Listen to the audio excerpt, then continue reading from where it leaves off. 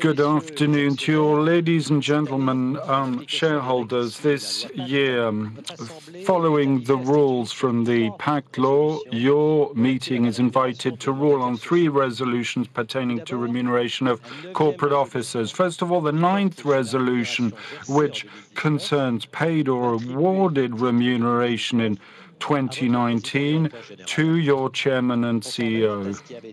In accordance with what was approved by your meeting, this remuneration comprises a fixed component of 1.325 million euros, identical to that of 2018, a variable component of approximately 2.065 million euros. This is a function of financial criteria, and your board noted that the results were above the target for the earnings per share and slightly lower than the target for revenue. An allocation of performance shares for a value of approximately 2.25 million euros, identical to 2018. Let's note that in order to simplify and streamline things within the group, the allocation was delivered 100% in performance shares. Next, with the 10th resolution, you're asked to rule for the first time on the remuneration of all corporate officers, including board directors. In addition to the information already supplied in the past, the universal registration document henceforth sets out the remuneration of your executives compared to the average and medium remuneration of employees in the company. In 2019, the corresponding ratios stand at 50 and 72. Also supplied information on the 5-year comparative remuneration and the performance over the past 5 years.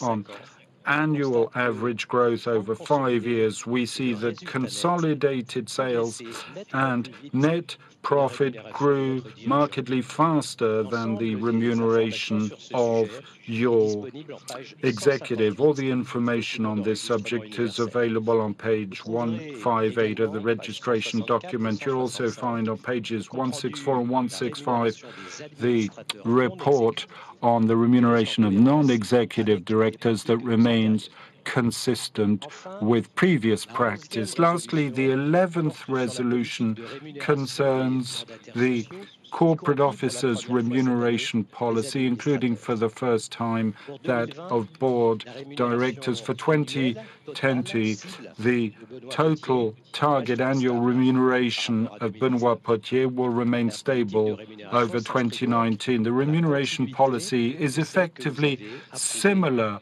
to that which you approved in 2019, with nevertheless a few changes that I will summarize. To begin with, the board has decided to add a CSR quantitative criteria in the long-term remuneration plan. That's the carbon intensity reduction, whose target was determined in the trajectory of climate targets for the group announced at the end of 2018, aimed at reducing by 30% this carbon intensity between 2015 and 2025.